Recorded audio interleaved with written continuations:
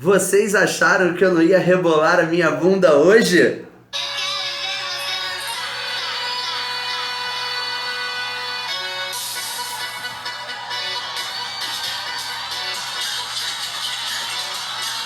Ai, parei.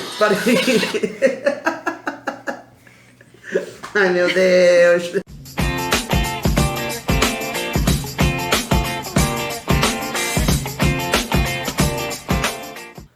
Oi, eu sou o Baruch e eu não sei quem era aquela pessoa alguns segundos atrás, tá? Então apaga esse momento. Então, gente, o que a gente vai falar, sobre quem a gente vai falar hoje? A gente vai falar sobre a Anitta, a Anira, La Anitta ou quem? A Larissa, ou MC Larissa. Então, Ela nunca foi MC Larissa. ai meu Deus, não! Não. Meu Ela Deus! foi MC Anitta, aí ela tirou o MC quando saiu da Furacão, no Show das Poderosas. Aham. Aí depois, na carreira international, ela virou Anira. Ah, entendi. Cara, meu mundo foi uma mentira. Então, vamos repetir. Anitta, Anira, Lanita, né? E a antiga MC Anitta. Aham. E antes disso, Larissa de Honório Gurgel. Larissa de Honório Gurgel. Então, desculpa, Anitta, se você estiver vendo esse vídeo. Então, o que acontece, gente? Acontece que hoje a gente vai falar sobre ela. E você pode estar se pensando assim, pode estar se imaginando como, ué, eu tô num canal de geografia. Tudo bem que o Baruch sempre faz alguma analogia maluca, mas tipo, a Anitta, ué.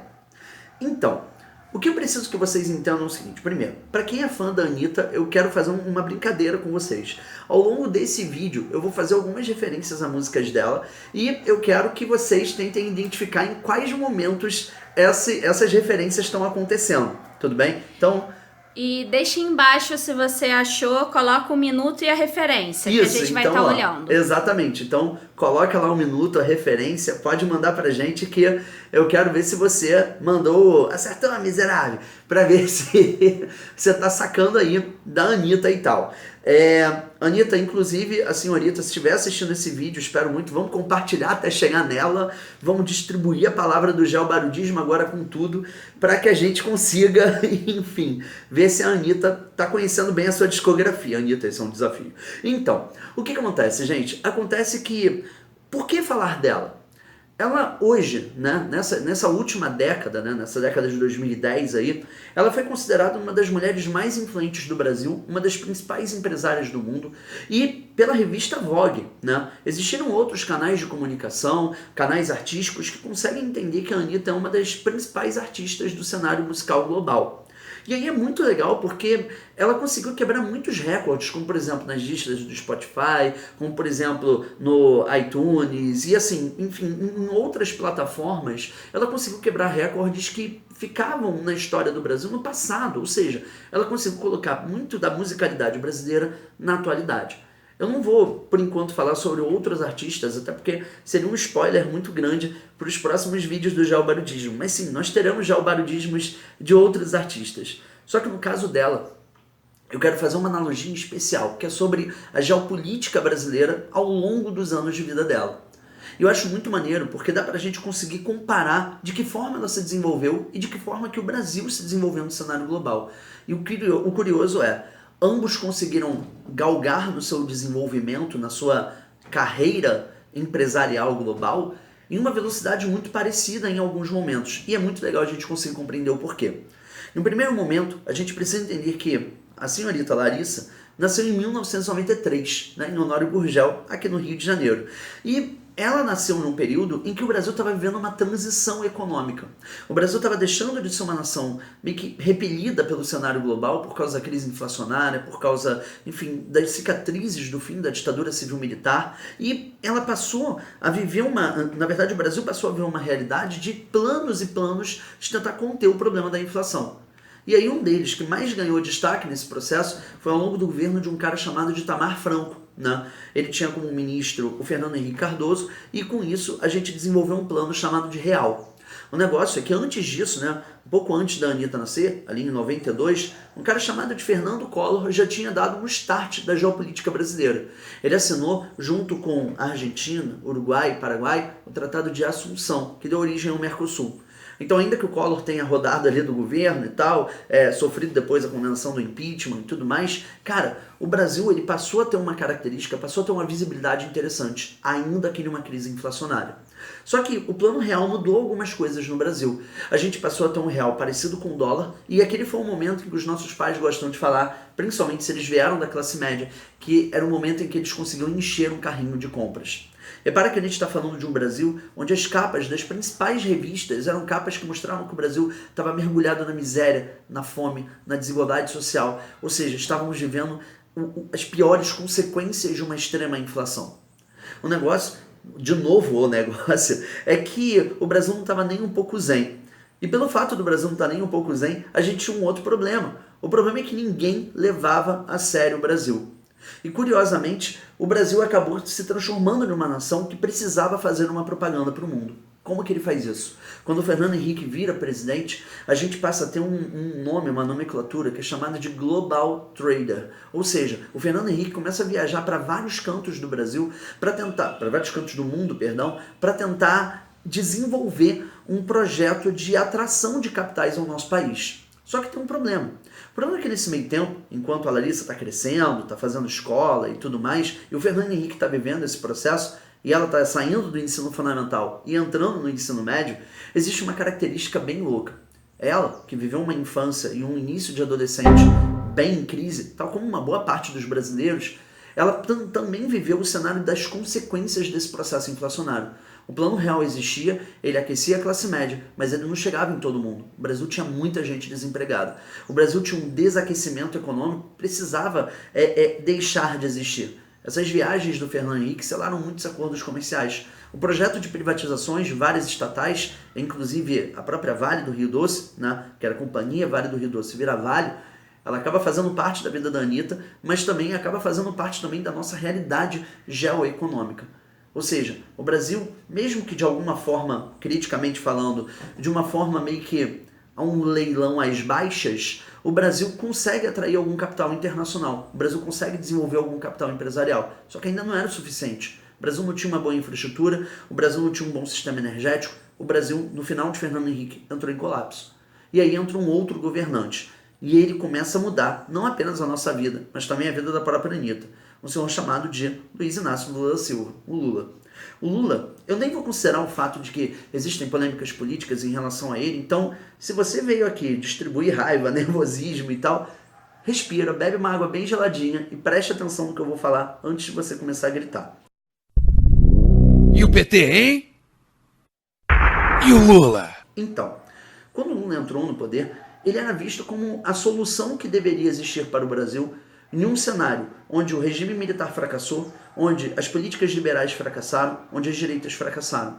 Ele entrou justamente com um discurso que fazia uma inclusão de todos os elementos sociais. A Carta ao Povo Brasileiro, foi o que ele leu no primeiro dia de governo, ela acabou influenciando muito, não apenas o mercado, mas as classes empresariais do Brasil e também o cenário global. E graças a isso, o Brasil pegou toda aquela ideia que existia do Fernando Henrique, aqueles programas sociais que basicamente nunca saíram do papel, aqueles programas geopolíticos, a ideia de Global Trader, e a gente conseguiu dar um salto à frente. Reparem que o nosso foco aqui é a geopolítica do Brasil ao mundo. E curiosamente, nesse momento, a gente passa a ter também, curiosamente não, mas graças a esse momento, o Brasil reaquece a economia.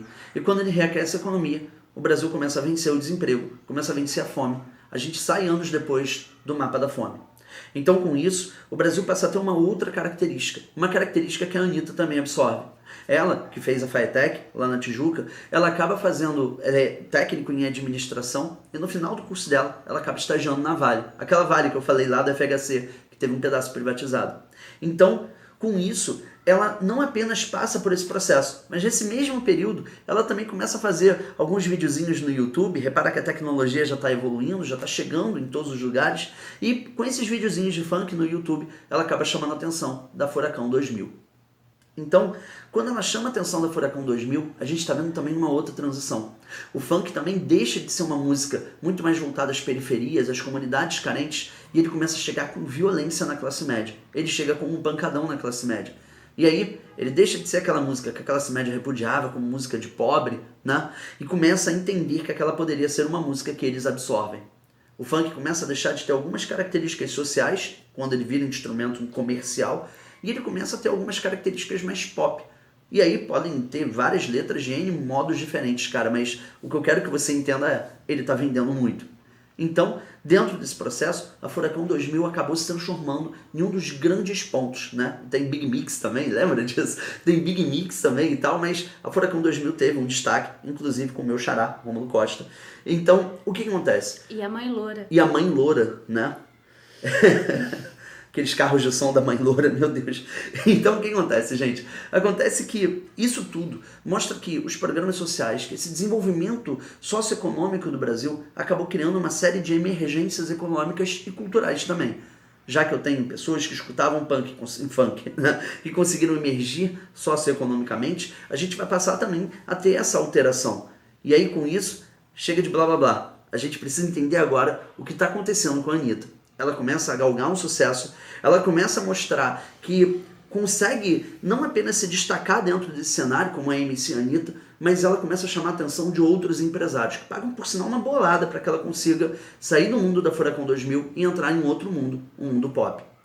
E curiosamente, mesmo que tivessem aí algumas bizarrices empresariais, né? Teve muita loucura empresarial no início dessa carreira dela, né? Quando ela começa a ganhar mais autonomia e tal, a gente passa a ter uma outra curiosidade. A Anitta começa a gerenciar o seu próprio marketing. Isso faz dela esse destaque empresarial que eu falei no início do vídeo.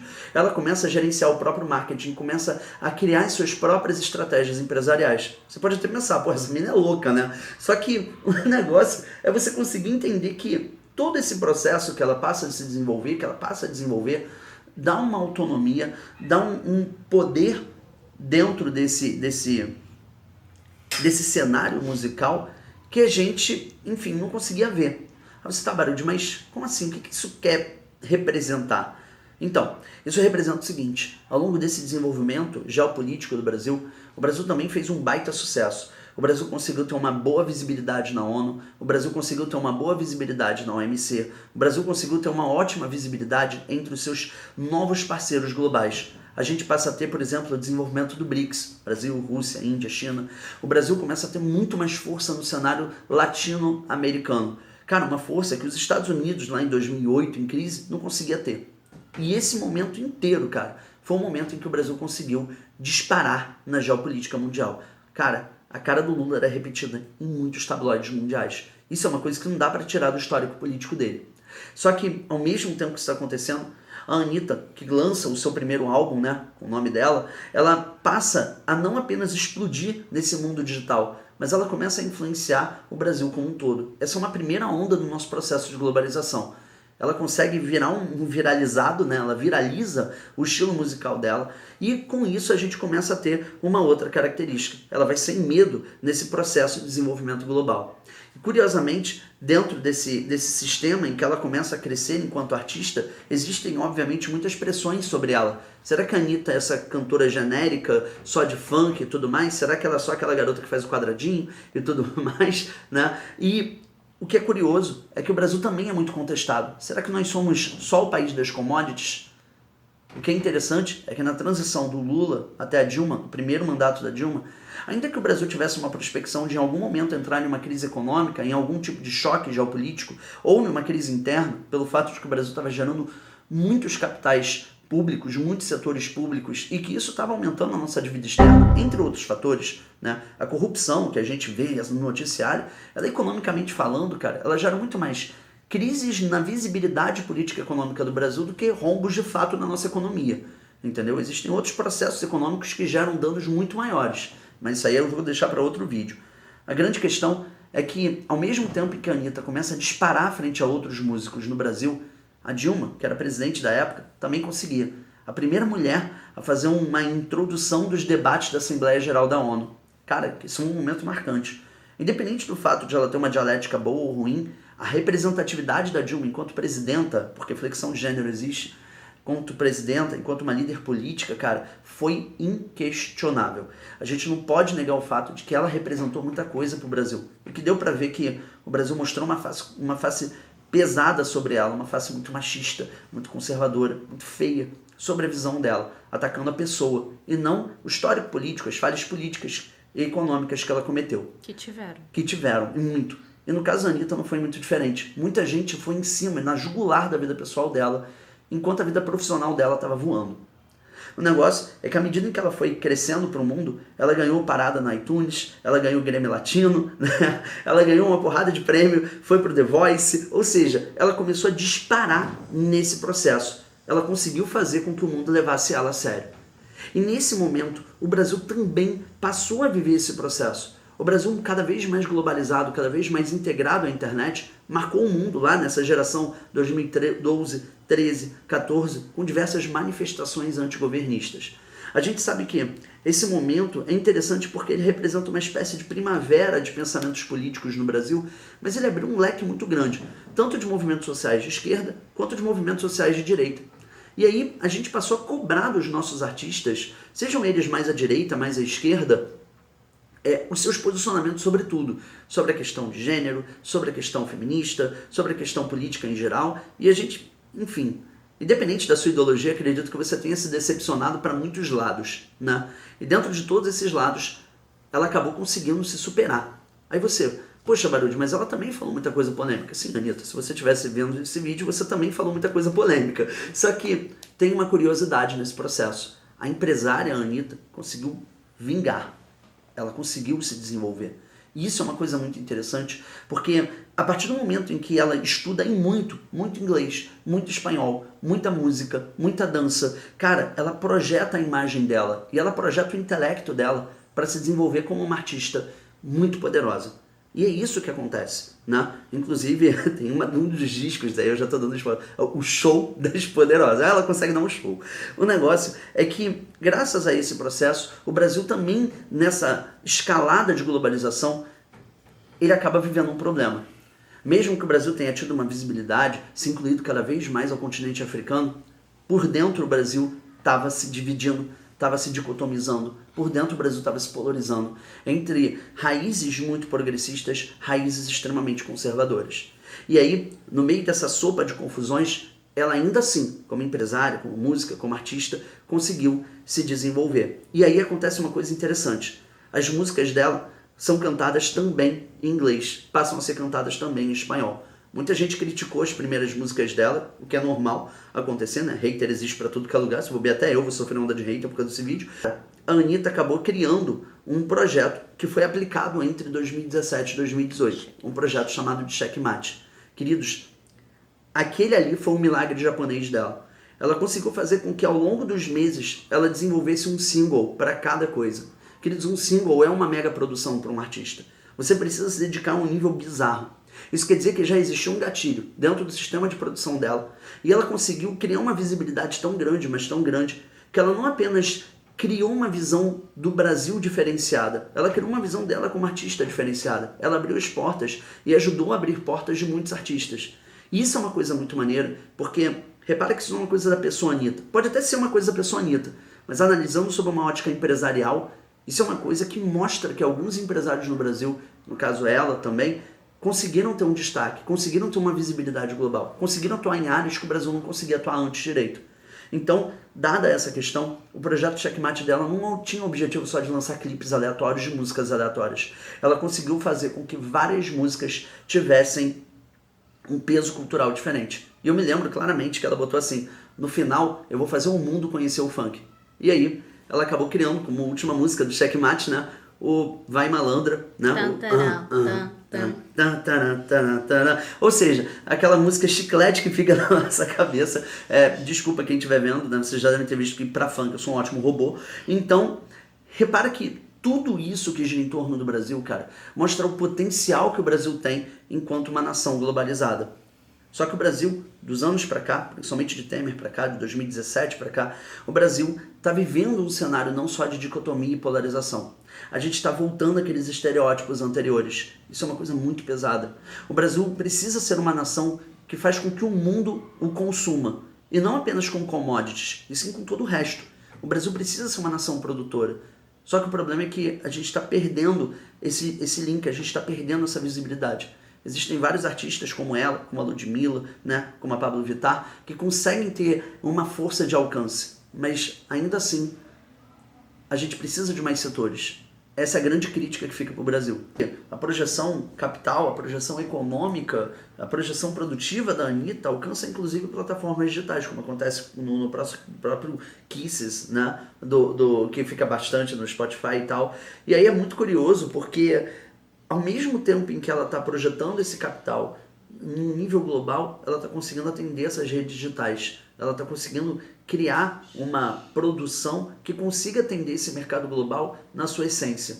E aí é muito louco, porque ela cria essa onda diferente e com isso ela consegue acabar fazendo com que o Brasil não se enquadre apenas como uma nação periférica de América Latina.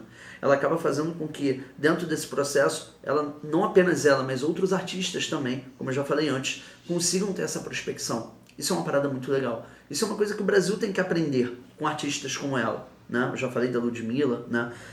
Já falei da Pablo, né? Mumuzinho também. Ou seja, existem muitos artistas que estão dentro dessa onda e é muito louco, cara. É muito louco imaginar que o Brasil tem esse potencial todo, que existem muitas pessoas que a gente ainda não conhece e que podem chegar a um ponto como esse, podem explodir no cenário pop como ela. E aí o Brasil precisa ser pop assim, não é?